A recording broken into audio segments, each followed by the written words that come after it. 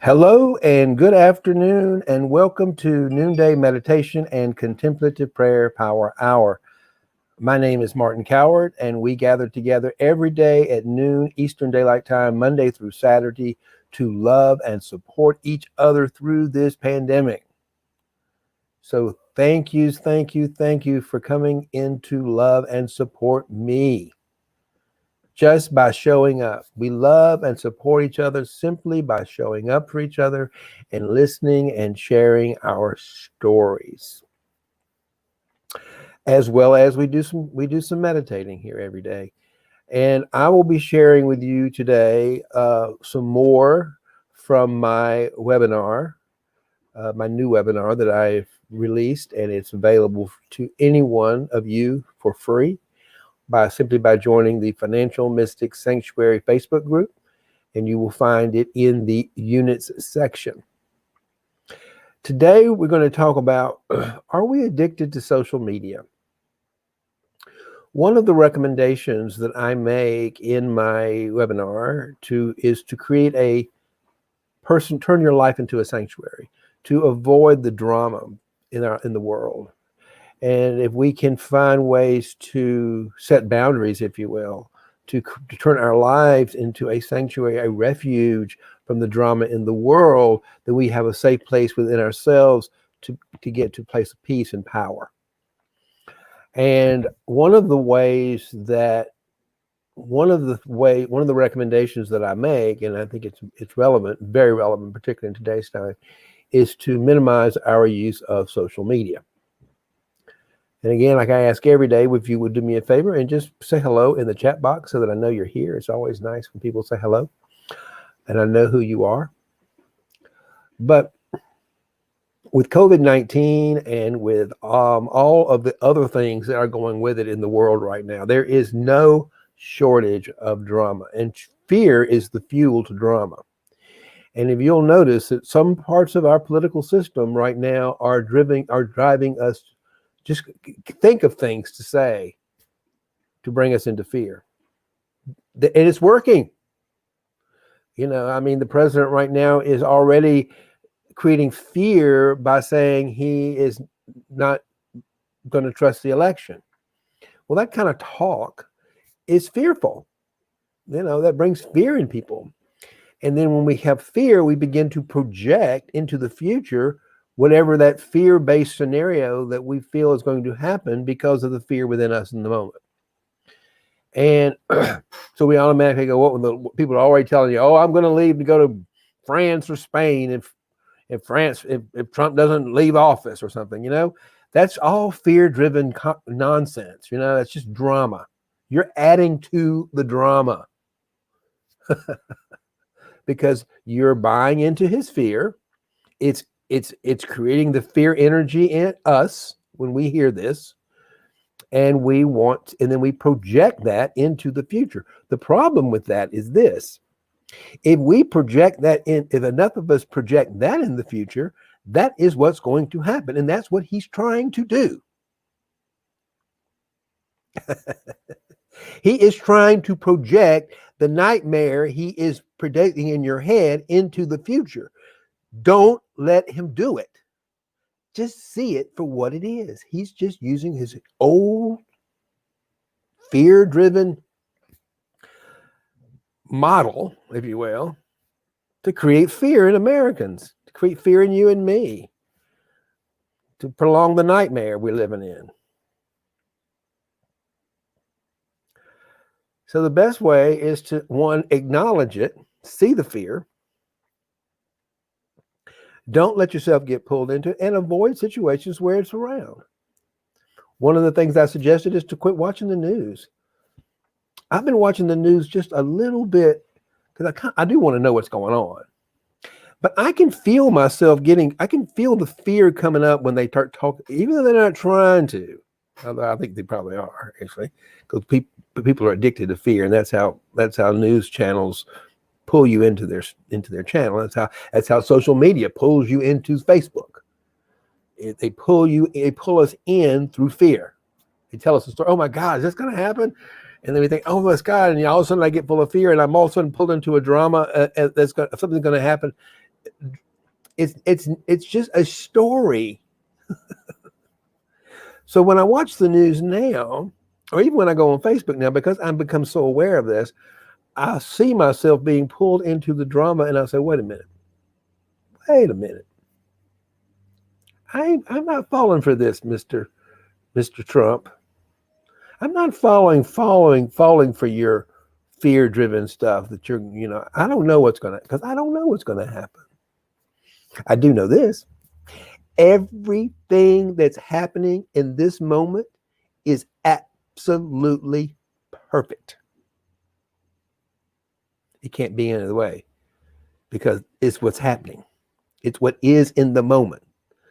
That's one of the most profound spiritual truths you can have, is that whatever is happening in this moment in time is absolutely perfect, or it wouldn't be happening. And if you just get really still and just focus on right now, how we're doing? We're doing okay, aren't we? I mean, yes, it's painful. Our friends are dying. People are. I'm not ignoring what's going on in that world, but the thing is, don't attach to it. Don't let the fear attach you to the outcome. Turn your life into a sanctuary. Make it a holy place, a free from drama, so that you can open your heart and be creative. Because creativity and a new way of living generously, is from the heart. By its nature, the ego, the shadow, is a pessimist. So it makes sense that the ego of the president right now and all these other people who are drunk on power are using fear as fuel to create more fear. And the more fear they create, the more confused we become, the more afraid we become. We begin to live into that nightmare. And my suggestion is, so we don't live into that nightmare in the outside. We don't live into that nightmare on the inside. We start within ourselves. And that's why we come together to meditate, because we every day at noon, because all these fear-driven stories, narratives that are going on in the world right now around us are scary. I mean, it feels bad when you turn on the news and you see 200,000 of Americans that have died because we have a president who won't tell us the truth. I mean, it's angering. I'm not going to condone that behavior, but I don't want to get pulled into it either. I can't do anything about the behavior of Donald Trump. I cannot do anything, but I can control how I respond. And I can respond with fear, which is quite frankly, honestly, my first reaction to a lot of stuff. That's why I turn the TV on a small amount, because I can easily the fear can pull me into the drama. But what we can do is we can feel the fear, let it go, and fall into love. Because when we fall into love, we fall into the truth, we fall into the light. Don't blame the darkness for being dark. Shine the light on it. Shine the light on the fear within me, with my heart and my goodness and my divine nature. Joy, the wise woman, says, "No, don't be afraid. I'm here. I'm here. Whatever happens, I'm here. I am here," meaning I, the divine, am here. The divine in me, the divine in you. And that's what we got to bring into consciousness. But the drama in the world can zap us out of consciousness and put us into the unconscious in a hurry, because we begin to focus on the past and the present that we can't do anything about. So one of the things I talk about is social media. And today I want to show you a clip from The View that came out a few years ago. I think it was 2018, I believe, when it came out. It's a video clip with Jaron Lanier. And Jaron Lanier is a scientist, and he is known as the founder, if you will, one of the founders anyway, of virtual reality. He comes out of Silicon Valley. The interesting about Jaron is I know him. I don't know him really well, but I haven't seen him in years. But when I had my restaurant down in Lower Manhattan, the Bassett Cafe in Tribeca, he was a neighbor. He lived around the corner from the cafe, and he would come in there quite frequently. And And actually, I delivered food to his house quite frequently. And he's just a beautiful man with a big heart, and he's brilliant. And he's just, it's just, I can't, he just, looking, I didn't realize, I mean, I always, something about him I always just sort of loved and enjoyed about him. But it's my own evolution. I can look back now and say, really, what a gift we have to have this man on the planet. And he put out a book a few years ago about social media and how we should get ourselves off of it. And I want to share a clip with you today, and we will come back and have a conversation about that, if that works for everybody. So let me see if I can share my screen. There we go. And let me turn this on. You ready? Okay. The resilience and the power within you to create this life of love, joy, and prosperity. Before we go into today's work, I want to show you a clip from The View from a few years ago. It's a conversation with Jaron Lanier. Jaron Lanier is a computer scientist. He's more than a computer scientist. He is known as the father of virtual reality. And he's being interviewed on The View about his thoughts about the need to take a break from social media. And I think he's got some very important information to impart to you. And one other thing I'll tell you is that I got to know Jaron in the 90s when I had a cafe in Lower Manhattan, and he lived around the corner. He was a regular customer of mine, and he would come in frequently and to enjoy our food, and we enjoyed his company. And he's just a delightful man with tremendous insight, and he's a genius. And he is a big, beautiful, loving human being. And I think you're going to enjoy listening to what he has to say about social media. So take a look. While you're watching us, you need to put the damn phone down and listen up, because our next guest has written an incredible book about how much it's wrecking our lives. Please welcome author of 10 Arguments for Deleting Your Social Media Accounts Right Now, Jaron Lanier. Jaron, the book lays out 10 really great ideas of how we can take care of ourselves. But you say that the media companies have one goal in mind, and that's to change our behavior. What does that mean? Yeah, okay. So you know how these services are free? You log on to Facebook, it's free. So the reason it's free is that there's like somebody else off to the side who's paying, but it's not like when a TV ad, it's a different kind of ad. They're paying to modify your behavior because you're being constantly watched, and then what you see, the ads you see, the feed you get is constantly adjusted using techniques that have been established by scientific research for over a century to get you addicted and then to get you to change a little bit. Right. And you know, the problem with that is that addiction has consequences. It makes people cranky, it makes them irritable. And when we talk about bullying, it's a side effect of this process. You know, so until the companies can change their business model to something else, this is going to keep on happening. And that doesn't mean the good stuff on social media isn't real. It is. But there's this other machine behind the scenes that is really doing a lot of damage. Yeah. Yeah, well, we talked earlier in Hot Topics about online bullying. Why is it that more hasn't been done to control or to get rid of some of this behavior online?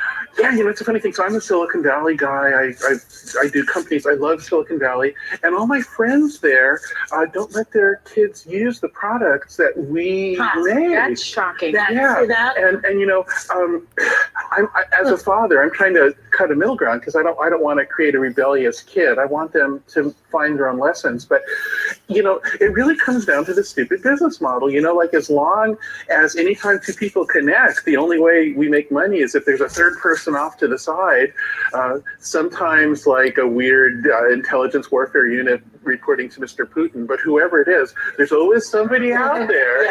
There's always somebody out there trying to get into the middle of your business, and it makes you a little nervous, it makes you a little sad, it makes you anxious, it makes you insecure, but that's part of the game. See, every addict has that problem. Every single addict goes through that cycle.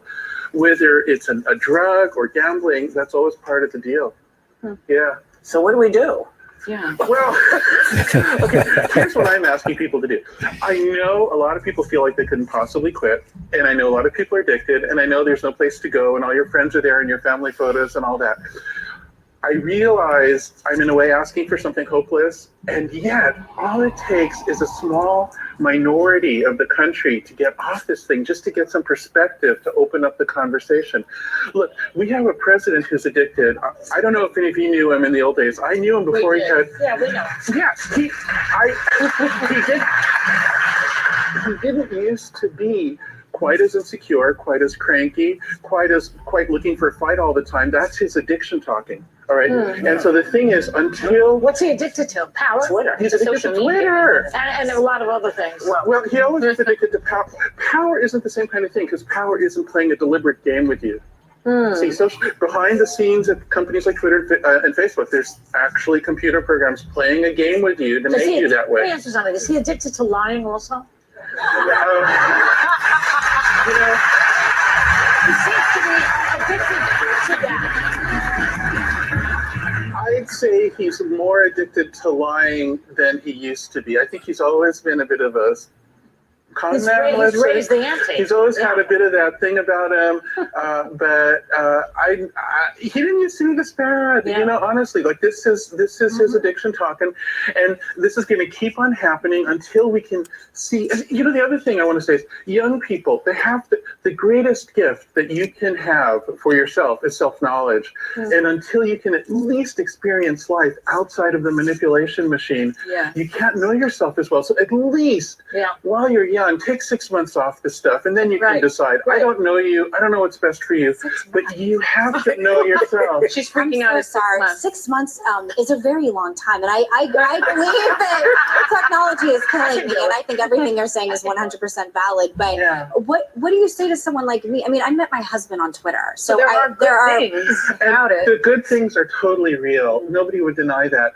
And see, this is what's so. It's like a sandwich of good and bad. But the thing is, we don't need the bad stuff. So yeah, I'm asking you, it's a huge investment, 6 months to learn about yourself. I know it's a lot, but you know, I all I can say is I think if you do it, you'll really find it. You know, there are a lot of good things, but there are some bad things, and they happened in the last election with Facebook and Twitter and the interference from Russia, for example. What are we doing now to prevent that?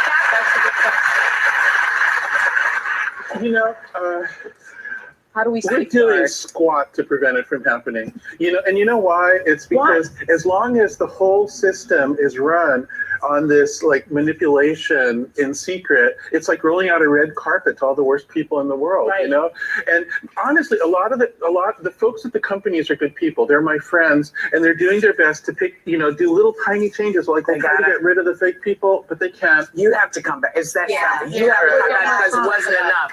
Thanks to Jared Lanier, members of the audience, honey, y'all are getting the book. I'm telling you. Well, I'll let that speak for itself.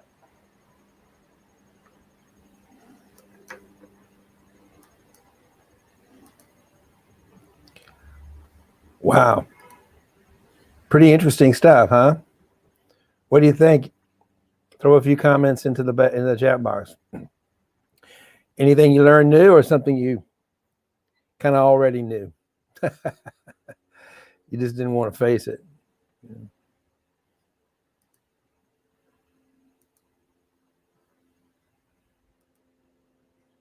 What were your thoughts of what Jaron had to say?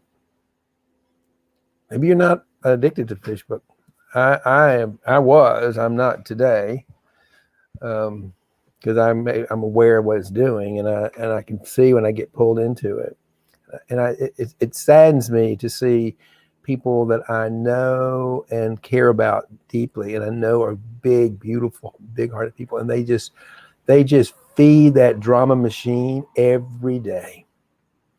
You know, whenever you put something like F Trump and all this nonsense and hate and blame and ridicule, you're just feeding the drama machine, and you're only making yourself miserable. So stop doing it. That's what he's telling you. It's manipulative. It's manipulating your mind. And we do have choices. And I think the idea is you take 6 months away from it.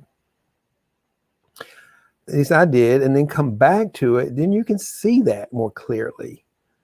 You can see the way it is manipulating us into participating in the drama.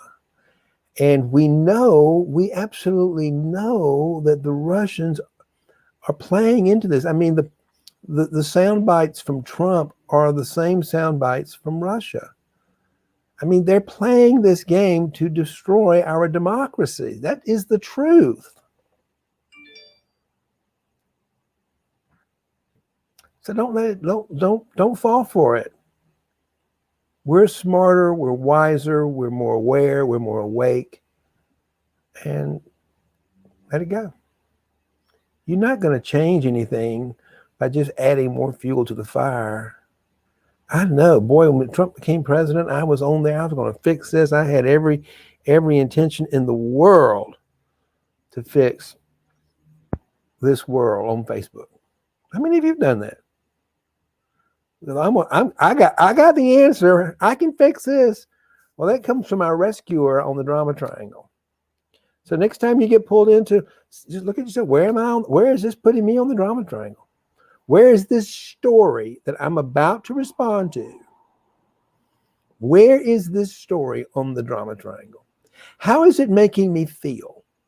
Is it making me feel good, or making me feel sad, or making me feel afraid? Is it invoking a negative or a positive emotion within me?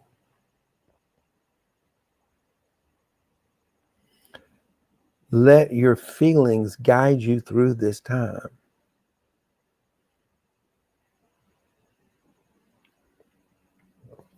And if something doesn't feel good, don't do it.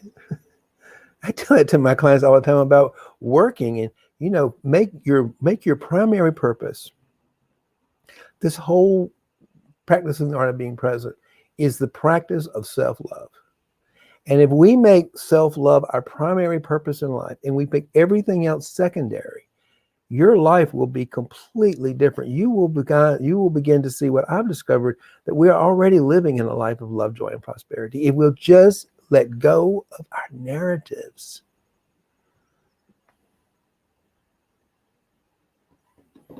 And get out of the drama. Easier said than done. That's why we have to come here every day at noon and practice, because we get pulled into the drama. That's the whole point of us coming together. That's why they call it a practice. So let's meditate. And I'm going to say to you what I say every day about meditation. If you find it boring, you're boring. Because what it is getting to know yourself. When you stop and you get still and you get quiet and you let go of your narrative, you're stopping to love yourself. And this is an opportunity for deep intimacy with that part of yourself. We may have to learn to love and accept parts of ourselves we don't like.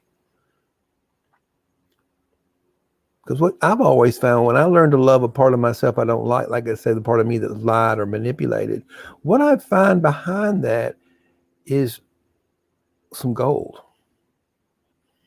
Maybe I did something because I was afraid and I wanted to protect we always wanted to protect our families or protect our loved ones. Is what it's about.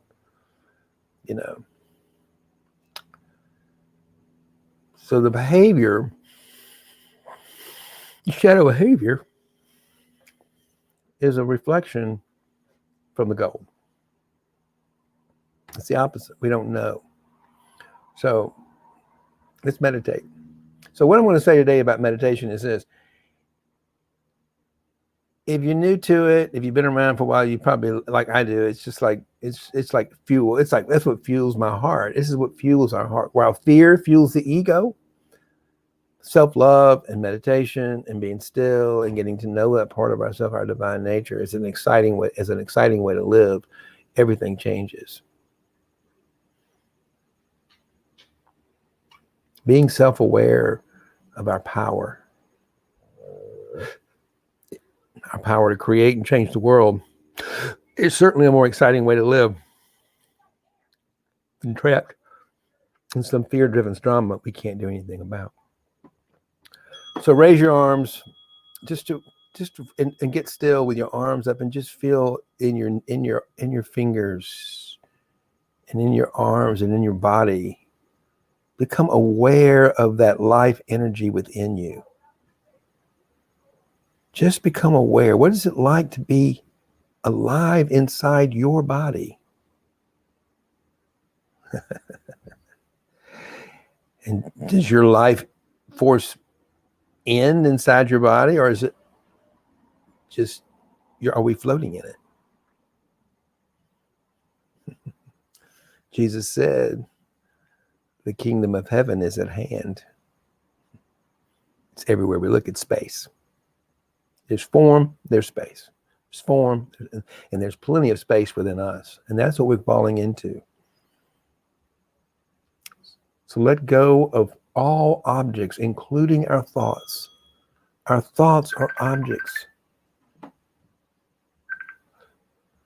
Our thoughts are objects. Let them go.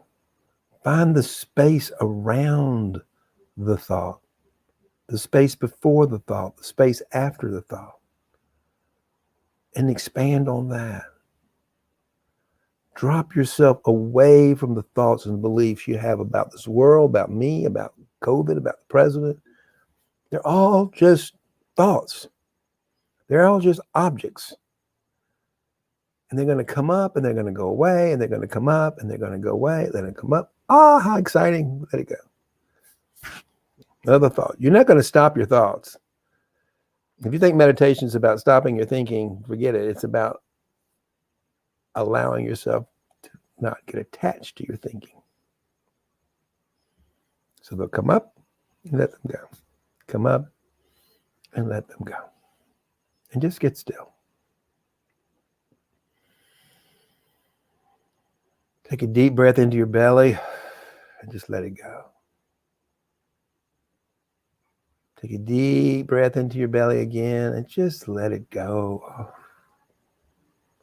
Whatever you're holding on to, maybe it's an emotional story, fear, just for the next 20 minutes, love yourself enough to let everything go.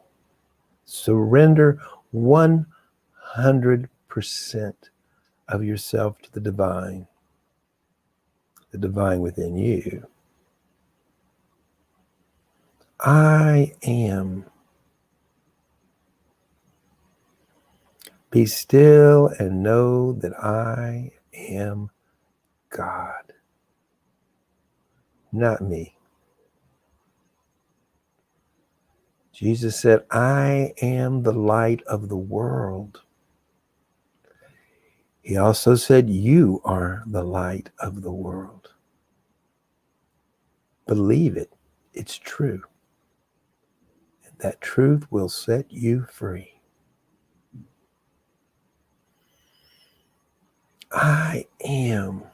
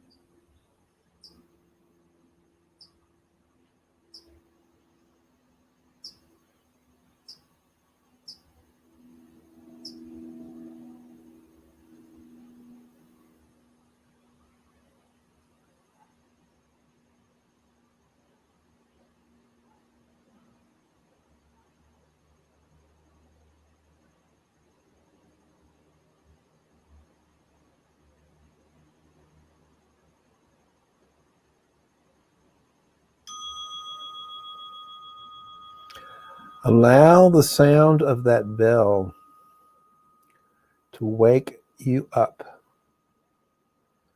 from any trances, any attachments you might have gone deep into thought, and fall away from the thought into the emptiness.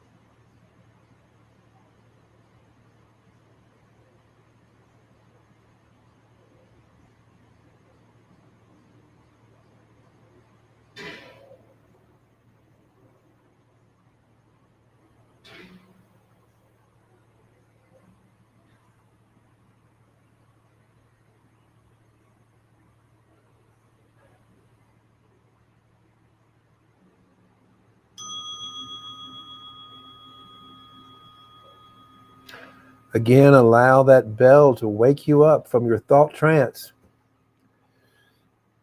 the object of thought, to release it, let it go, and fall more deeply into the space around the thought.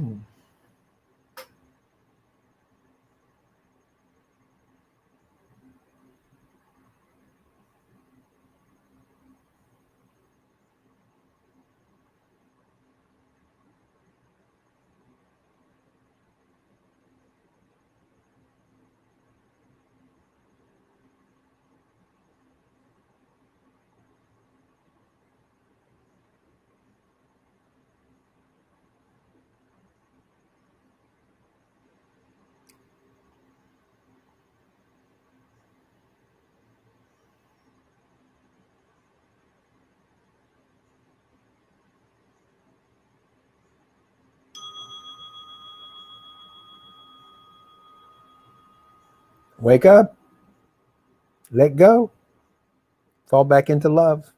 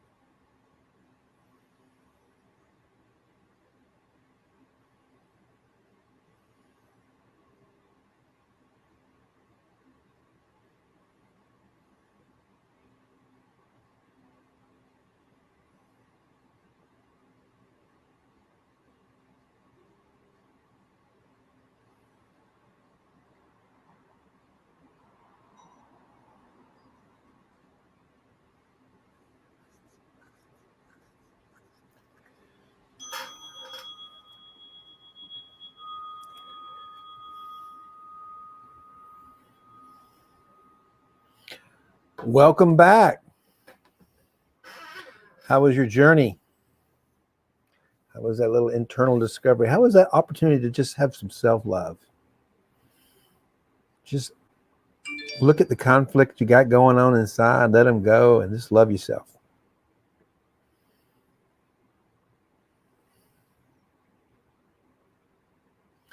That's what meditation is. That's what contemplative prayer is. It's making self-love your primary purpose in life. And when we make that our primary purpose, everything that flows from that is going to flow from love. That's how we create.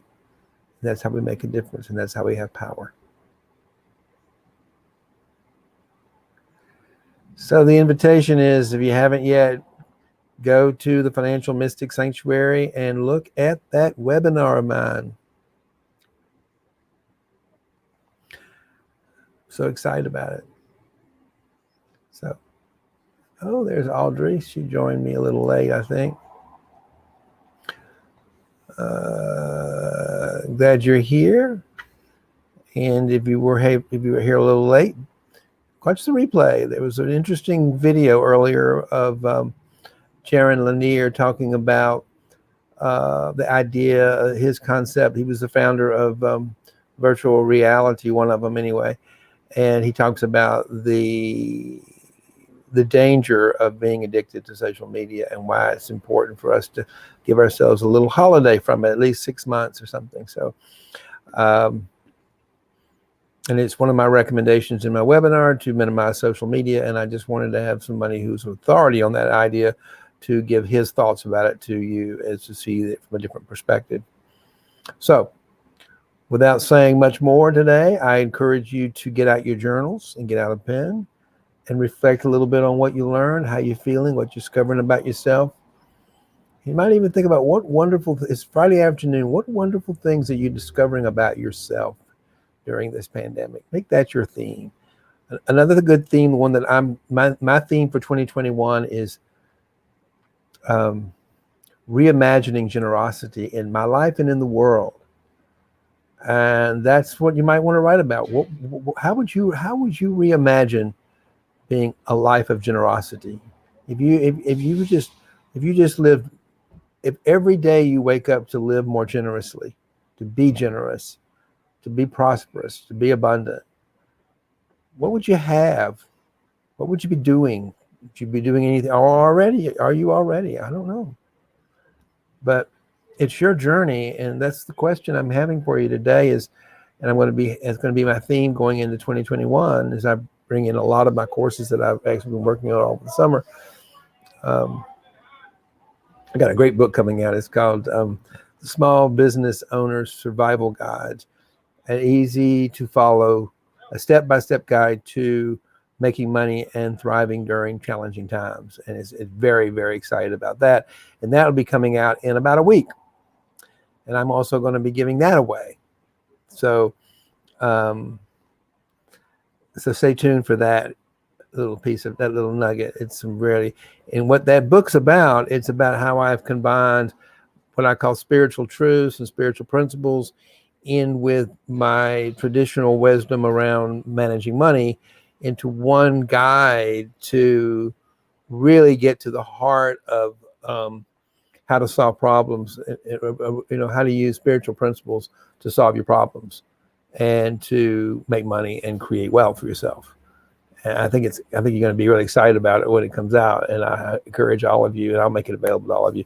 But that's coming out, I believe, next week. I'm waiting on the final edits from my assistant over in Nairobi.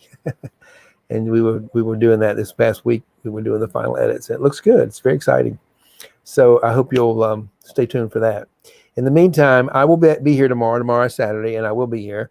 And I'm looking forward to sharing the space with you and to supporting each other as we come together to support each other through this pandemic, so that when we get through it, back into the light, we get through this dark night of the soul, we're living in a new earth, a new world grounded in love and prosperity and joy.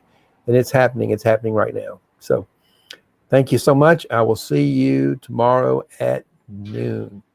May love and prosperity